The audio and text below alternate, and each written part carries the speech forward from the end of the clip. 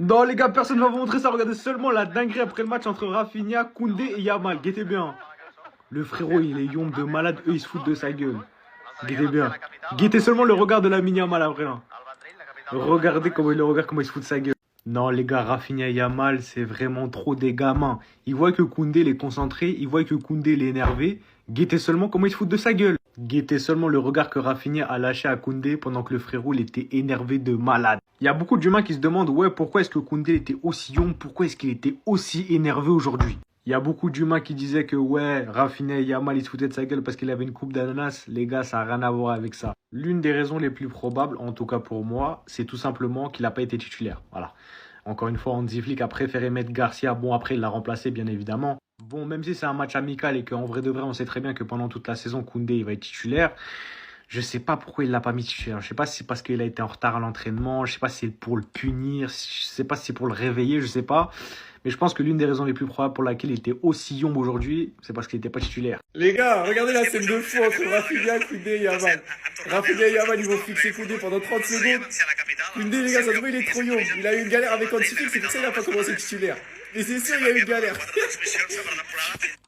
Les gars, j'ai trop hâte que la saison elle commence. Écoutez l'annonce de Fermin Lopez. Je reste ici, c'est le club de mes rêves. Que les gens soient tranquilles. Je vis un rêve, je veux rester à Barcelone et je suis heureux d'aider l'équipe.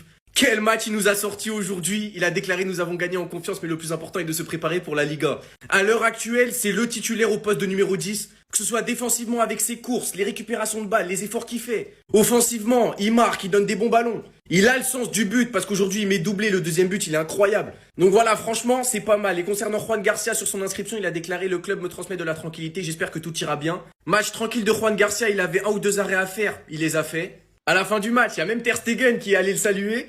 Donc franchement c'est très bien, on fait le plein de confiance. Donc franchement j'ai hâte de la saison qui arrive. Dites-moi vous en pensez en commentaire les gars, n'hésitez pas à vous abonner, vous êtes des bons, nous on avance. Les gars, ça vous rappelle pas quelqu'un?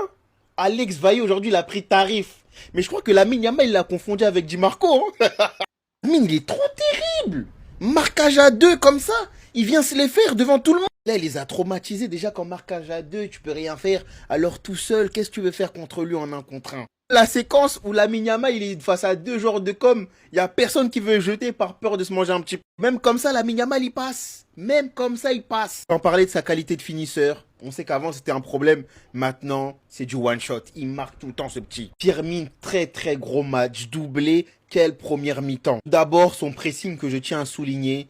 Tant qu'il n'a pas récupéré le ballon, il ne lâche pas sa course. En plus de ça, il met deux bangers, dont un qui va en pleine lucarne. Et aussi au départ de l'action, sur le but de Rafinha, cette passe en une sur Rashford qui va le décaler pour le but de Rafinha. Olmo, fais attention mec. Fais attention. Moi, je suis très hypé par rapport à tout ça. Parce que Olmo, je sais qu'il va se surpasser en voyant que Firmine, il est en train de le dépasser. Et c'est intéressant pour la concurrence, surtout que cette saison-là, elle va être longue. En tout cas, Firmine et Lamine Yamal, ils m'ont régalé aujourd'hui. Tellement le niveau, il était méchant. Aujourd'hui, Fabregas, il voulait rentrer sur le terrain.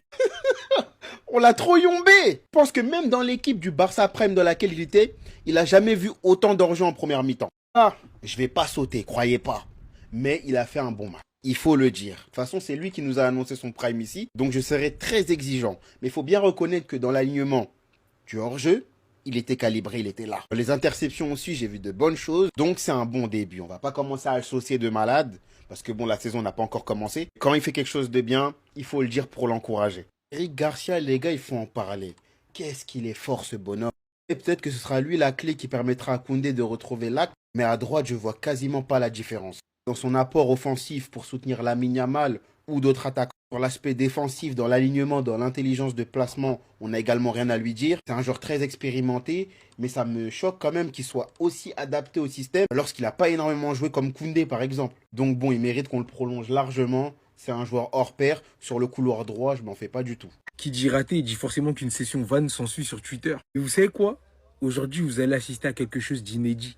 CGRCM va prendre les patins d'un joueur du FC Barcelone. Parce que les gars, au-delà de ce raté de Rashford qui n'en est pas vraiment un, il a juste été très nonchalant sur la fin et il pensait que tout était fait. Il avait dribblé les défenseurs et même le gardien. Il a vu qu'il n'y avait personne, il a tiré comme je ne sais pas quoi. Et bref, ceux qui ont joué au foot, vous comprenez ce qu'il a fait. Marcus Rashford et toute l'attaque du Barça plus globalement, cette année, ça va aller très vite et très fort. Parce que comme je le répète, au-delà du raté, il fait une première mi-temps de malade mental. Le match n'est pas terminé, mais globalement, son match est bon. Et Rashford, là, il retrouve des sensations. Ça va être terrible l'année prochaine, les gars. Déjà que l'an passé, c'était leur force. La force offensive du Barça qui faisait des différences, qui mettait je ne sais pas combien de buts, qui avait une différence de but de plus de 20 buts d'écart avec son dauphin, si je dis pas de bêtises. L'une des meilleures attaques des 5 grands championnats, si ce n'est là. Ils vont rajouter Rashford à tout ça. Est-ce que vous voyez? Oui, c'est le trophée Johan Gamper. Oui, c'est Como en face. Mais est-ce que vous voyez la vitesse des actions des attaquants du FC Barcelone, que ce soit Lamine, bon lui on est plus choqué, c'est l'habitude. Rafinha, même Ferran Torres, ça va être du grand n'importe quoi. Et je préfère vous préparer psychologiquement en fait. Je vous fais cette vidéo pour vous avertir. Déjà d'une part, ne soyez pas étonnés, ne soyez pas choqués, ne soyez pas surpris. J'ai pas envie de vous voir réagir comme je ne sais pas quoi, là vous êtes au courant. Personne ne pourra dire qu'il n'était pas au courant. Le FC Barcelone l'année prochaine, ça va faire mal. Comme MJ un jour l'a dit, c'est violence à frappe fort. J'arrive sans prévenir comme triple à Rashford. Plus sérieusement, le FC Barcelone, ça va être très dangereux. Et un homme averti en vaut deux. Restez sobre, abonnez-vous les gars, on s'attrape. Les gars, je sais qu'il y en a plein qui vont tomber sur Rashford sur cette action. Mais ne vous fiez pas à ça, je regarde le match. Il fait une première mi-temps vraiment très très bonne. On peut parler déjà sa passe décisive. Sur le but de Rafinha, tu sens qu'il y a une entente de fou entre les deux. Ça laisse présager que du bon. Mais c'est immanquable, c'est terrible. C'est terrible, il avait tout bien fait. Mais tu t'es trop relâché. Bah oui, tu t'es trop relâché. Ce genre d'action-là, si c'est en match officiel, ça pardonne pas. Bon, il y avait 4-0, voilà, tranquille. Je pense que même là, par rapport au score, il s'est relâché. Mais c'est une dinguerie de rater ça. Après, je le répète, il fait une bonne première mi-temps. Mais pour moi, je le dis bien, pour moi, je préfère Rashford sur le côté. Je trouve que sur le côté, il apporte beaucoup plus de solutions. Et en plus de ça, avec sa frappe de balle, quand il repique sur son bon pied pour frapper angle opposé ou premier poteau, c'est meilleur. En neuf, j'ai des doutes, même s'il fait des très bons appels, mais j'ai des doutes à sa capacité à peser sur la défense. Après, on verra comment ça va s'organiser pendant la saison. Mais ce manqué là, il fait mal quand même. Mais bon, après c'est anecdotique. Même lors de la pré-saison, même lors du mythique trophée Gamper, le FC Barcelone nous propose un régal de football. Et ça me donne la chair de poule pour la saison à venir. Et ouais les amis, le Barça a sorti encore un chef-d'œuvre.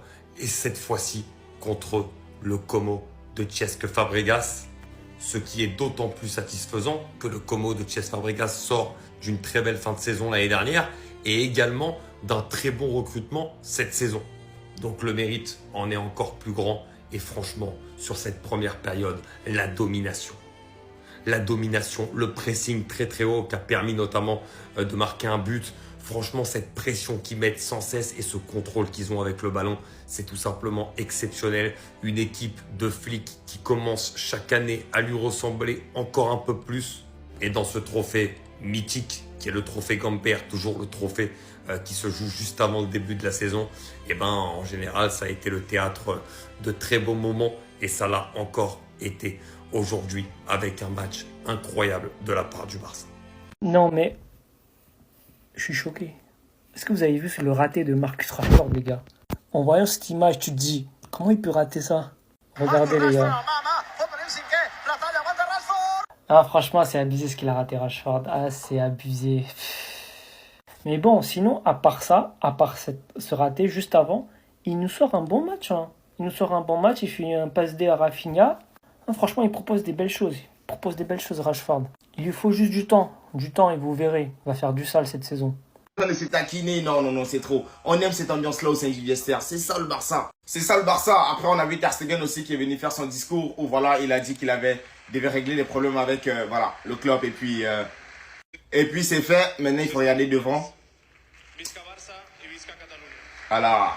Et surtout, très important, on a vu le discours d'un petit flic qui a parlé en espagnol, s'il vous plaît. Il n'a pas dit grand-chose, mais il a parlé en espagnol. Quel exploit. Franchement, il est là, ça fait 1 an, il parle déjà quand même l'espagnol. Non, c'est important. On va travailler dur et on ne cherchera pas d'excuses. On veut gagner beaucoup de matchs et beaucoup de titres. Vive le Barça, vive la Catalogne. Regardez-moi cette image, les frères. Par contre, j'étais très surpris de voir Ter Stegen prendre la parole. Hein. Mais franchement, on a laissé prendre la parole. Il a fait un long discours, apparemment avec beaucoup d'émotion. Pour ceux qui comprennent bien l'espagnol. Mais regardez, quand il parlait, et forcément, cette image, vous l'avez vue. Regardez ça. De Jong, il regarde Ter Stegen. En tout cas, bon match à vous. Hein.